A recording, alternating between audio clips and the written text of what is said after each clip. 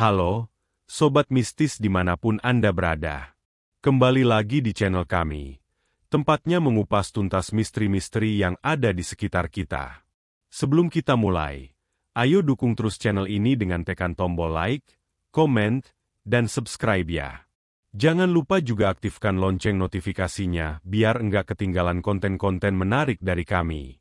Pernah enggak sih Anda merasa merinding saat menatap lemari di kamar? Atau tiba-tiba bulu kuduk berdiri tanpa alasan yang jelas ketika berada di dekat sana?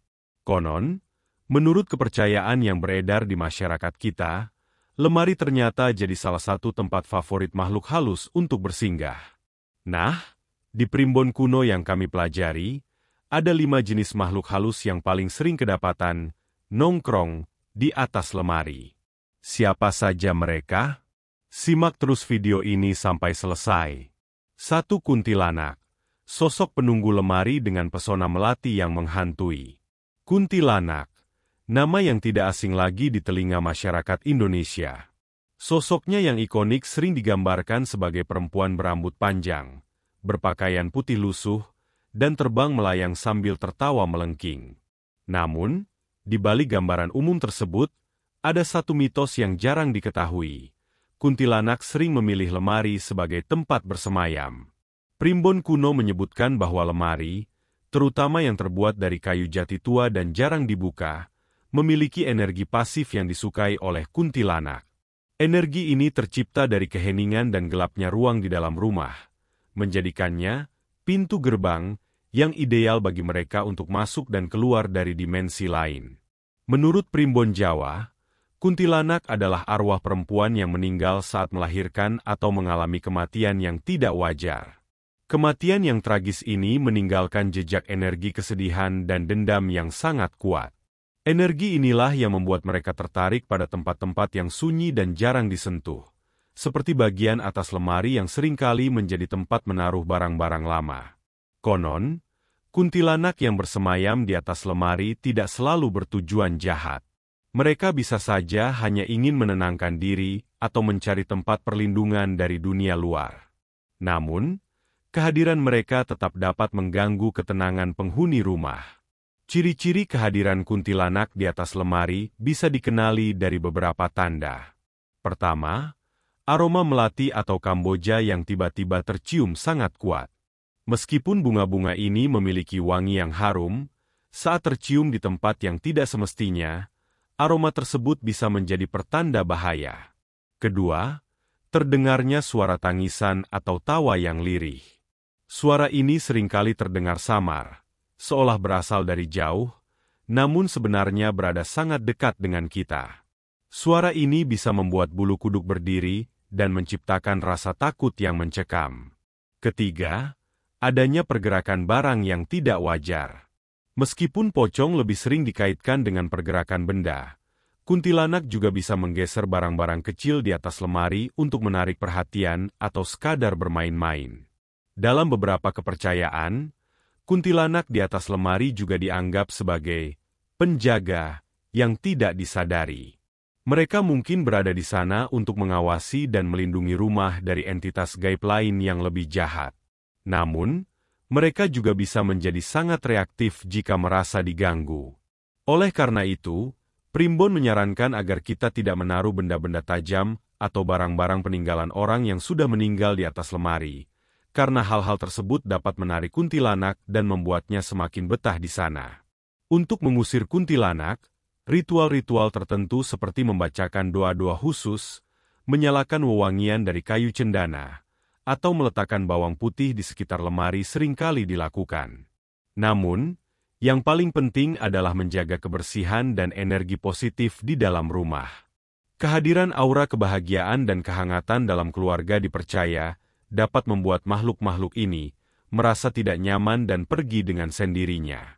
Lemari, sebagai tempat penyimpanan, harus selalu dijaga kebersihannya agar tidak menjadi sarang bagi energi negatif yang disukai oleh kuntilanak. 2. Pocong. Arwah terjebak yang mengincar pojok dan ketinggian. Pocong, sosok yang diselimuti kain kafan dan berjalan melompat-lompat, adalah salah satu hantu yang paling ditakuti di Indonesia. Mitosnya, Pocong adalah arwah orang yang meninggal namun ikatan kain kafannya belum dilepas. Akibatnya, mereka terjebak di antara dua dunia dan terus mencari cara untuk melepaskan diri. Primbon kuno menjelaskan bahwa pocong memiliki ketertarikan khusus pada tempat-tempat yang gelap, sempit, dan memiliki energi stagnan. Salah satu tempat favorit mereka untuk nongkrong adalah di atas lemari atau di balik lemari yang menempel di dinding. Berbeda dengan kuntilanak yang memilih lemari sebagai tempat singgah, pocong memilih lemari karena dua alasan utama. Pertama, ketinggian. Pocong konon memiliki kesulitan untuk berjalan di permukaan tanah karena terikat oleh kain kafan. Melompat adalah satu-satunya cara mereka bergerak. Namun, untuk beristirahat, mereka seringkali mencari tempat yang tinggi dan tenang. Atas lemari yang jarang dijamah manusia adalah tempat yang sempurna. Kedua, energi stagnan. Lemari yang jarang digeser atau dibersihkan seringkali menyimpan debu dan kelembapan, menciptakan energi yang lembab dan berat. Energi ini sangat disukai oleh pocong, karena mirip dengan kondisi di dalam kubur. Kehadiran mereka di atas lemari bisa menjadi tanda bahwa rumah tersebut memiliki energi negatif yang perlu dibersihkan. Pocong yang berada di atas lemari bisa menimbulkan berbagai tanda-tanda yang membuat bulu kuduk berdiri. Tanda pertama dan paling umum adalah hawa dingin yang tiba-tiba terasa menusuk. Hawa dingin ini tidak sama dengan hawa dingin dari AC atau angin sejuk, melainkan hawa dingin yang terasa aneh dan berat, seolah membawa bau tanah kuburan. Tanda kedua adalah suara-suara aneh seperti gerungan atau desahan yang lirih. Suara ini sering terdengar samar, seolah ada seseorang yang sedang menahan napas atau berusaha berbicara. Tanda ketiga adalah pergerakan benda yang tidak logis. Pocong, yang kesulitan bergerak, bisa menggeser barang-barang di atas lemari atau menjatuhkan sesuatu secara tiba-tiba untuk memberi tanda keberadaannya. Meskipun tidak terlihat, pergerakan ini bisa sangat jelas dan membuat kita merinding. Masyarakat Jawa percaya bahwa pocong yang menempati lemari adalah pocong yang tersesat dan butuh bantuan. Mereka tidak selalu bertujuan untuk menakut-nakuti, melainkan untuk meminta doa atau agar ikatan kafannya dilepas.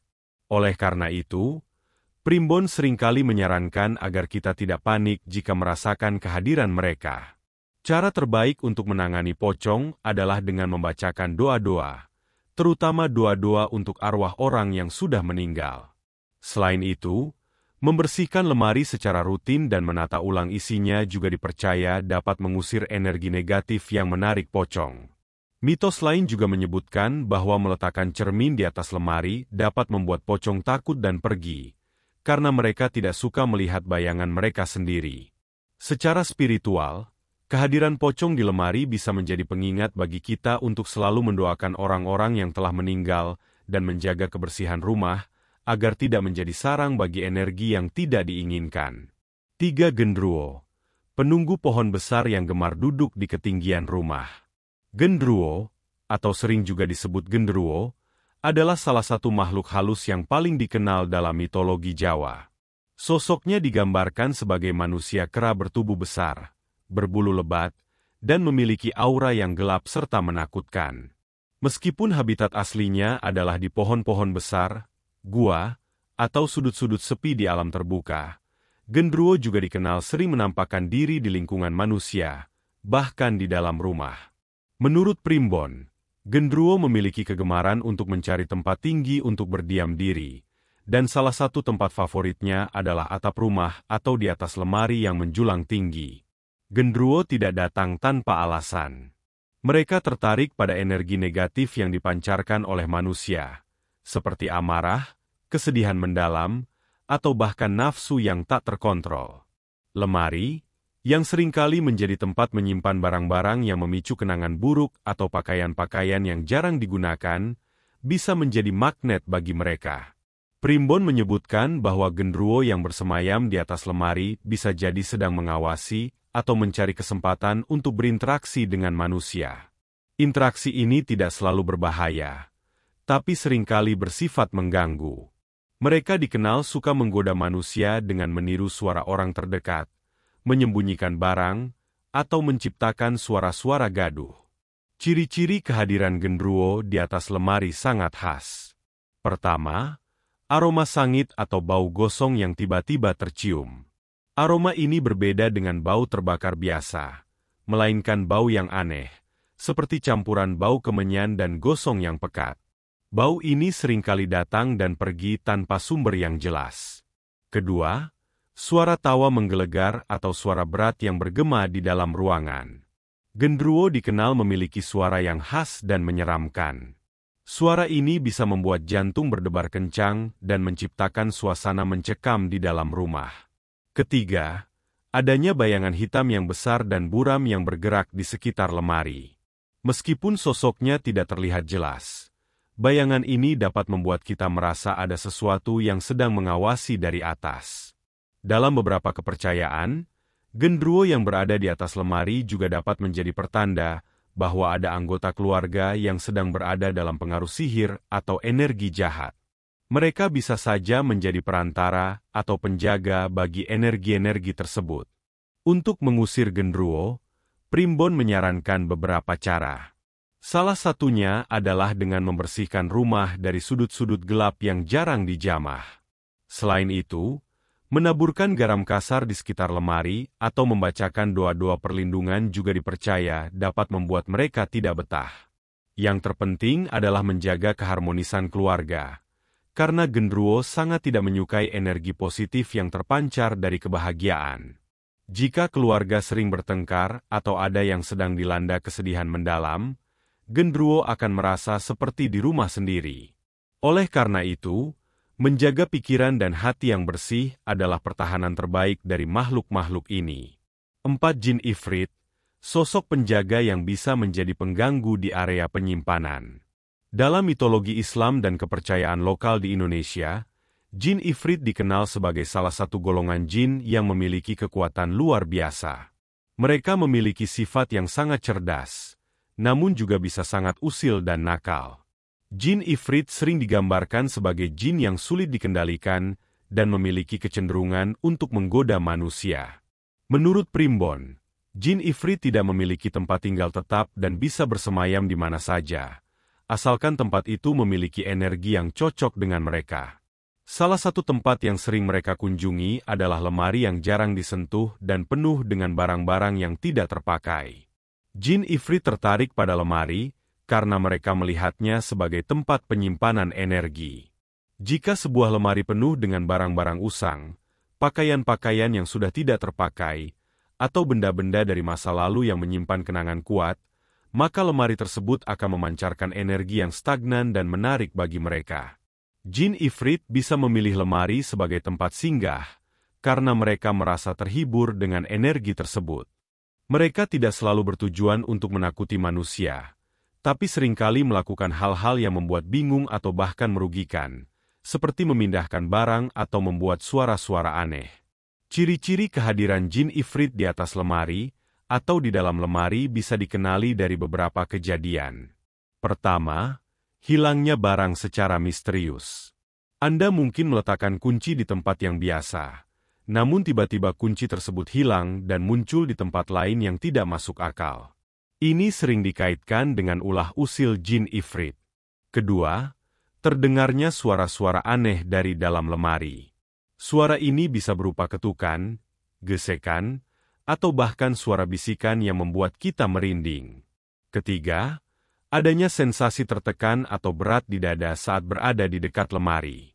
Jin Ifrit yang kuat dapat memanipulasi energi di sekitar mereka, menciptakan sensasi tidak nyaman yang dapat membuat kita merasa sesak atau tertekan. Masyarakat yang meyakini keberadaan Jin Ifrit seringkali menganggap mereka sebagai penjaga yang tidak disadari. Mereka bisa melindungi rumah dari energi yang lebih buruk, namun mereka juga bisa menjadi sangat reaktif jika merasa terganggu. Oleh karena itu, penting untuk tidak sembarangan berbicara kotor atau berbuat hal-hal yang tidak senonoh di dekat lemari. Untuk membuat Jin Ifrit tidak betah, Primbon menyarankan agar kita membersihkan lemari secara rutin, menyingkirkan barang-barang yang sudah tidak terpakai, dan menaburkan wewangian dari kayu cendana atau bunga mawar. Selain itu, membacakan ayat-ayat suci atau doa-doa untuk melindungi rumah juga sangat disarankan. Jin Ifrit dikenal tidak menyukai energi positif yang berasal dari doa dan kebersihan. Menjaga lemari agar tetap rapi dan bersih adalah cara terbaik untuk mencegah mereka menjadikan lemari sebagai tempat bersemayam. 5. Tuyul, si pencuri uang yang gemar bersembunyi di sudut lemari. Tuyul adalah salah satu makhluk halus yang paling sering dibicarakan dalam budaya masyarakat Jawa dan Indonesia pada umumnya. Sosoknya yang kecil, kepala plontos, dan sifatnya yang nakal membuatnya mudah dikenali.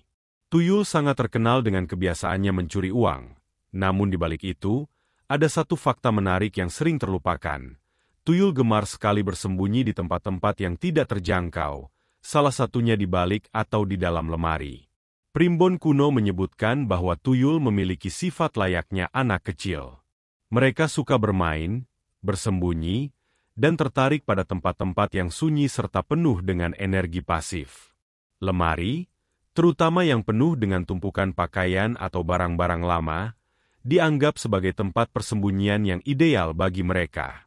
Sifat tuyul yang cenderung pemalu dan tidak ingin terlihat membuat mereka memilih tempat yang gelap, sempit, dan jarang dijamah manusia. Di sana, mereka bisa bersembunyi sambil mengawasi aktivitas penghuni rumah, menunggu kesempatan untuk beraksi. Tuyul bukanlah makhluk yang datang begitu saja.